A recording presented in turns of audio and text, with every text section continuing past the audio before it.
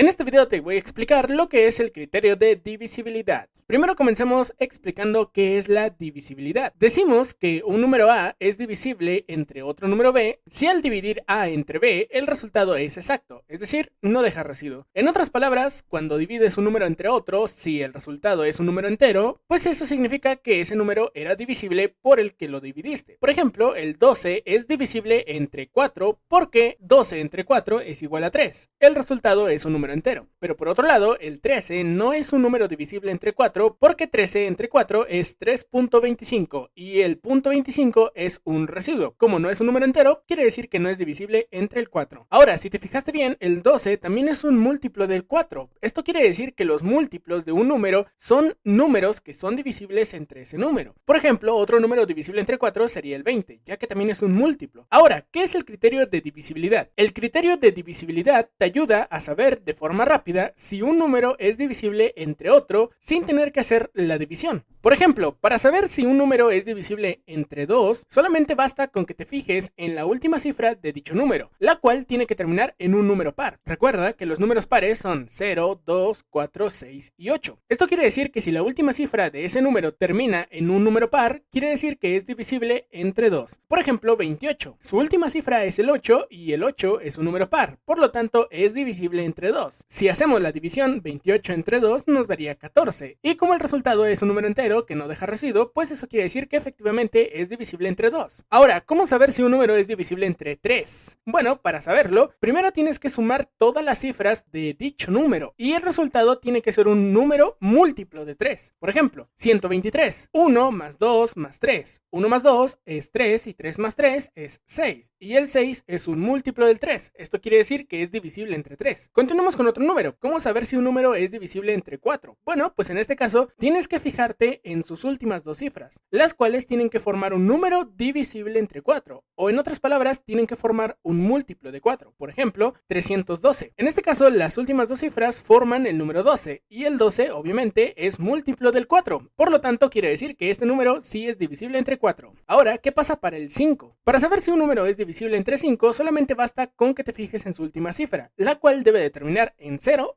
o en 5. Por ejemplo, 40. 40 termina en 0, por lo tanto sí es divisible entre 5. O por ejemplo, 55. 55 termina en 5, por lo tanto es divisible entre 5. Y listo. Continuamos con el 6. ¿Cómo saber si un número es divisible entre el 6? Bueno, pues en este caso es una combinación entre si es divisible entre el 2 y el 3. ¿Qué quiere decir esto? Que su última cifra tenga que ser un número par y que la suma de sus cifras den un múltiplo de 3. En este caso, por ejemplo, el 42, su última cifra es un número par, es el 2. Y si sumamos las dos cifras, 4 más 2 es igual a 6. ¿Y qué crees? El 6 pues es un múltiplo de 3. Por lo tanto, sí es divisible entre 6. Es algo raro, ¿no crees? Pero solamente fíjate en eso. Si la última cifra termina en un número par y si sumas todas sus cifras y te da un múltiplo de 3, pues entonces quiere decir que es divisible entre 6. Y listo. Y por último, ¿cómo saber si un número es divisible entre 10? Bueno, creo que este es el más fácil de todos, además del 5, porque para saber si un número es divisible o no entre 10, solamente debes de fijarte que termine en 0. Todos los números que terminen en 0 son divisibles entre el 10. Por ejemplo, 370 termina en 0, es divisible entre 10. 420 también es divisible entre 10, ya que su última cifra es 0. Y así sucesivamente. Y listo. Y listo, ahora ya sabes lo que es el criterio de divisibilidad. Y sí, entiendo que fueron muchos datos, pero al final de cuentas lo importante es que aprendas y que practiques. Al final de todo, el criterio de divisibilidad es un método que se puede aprender para identificar más rápido, sin tener que hacer la división. Pero si no te lo puedes aprender, simplemente recuerda que un número es divisible entre otro si al dividirlos el resultado es un número entero y no deja residuo. Y listo.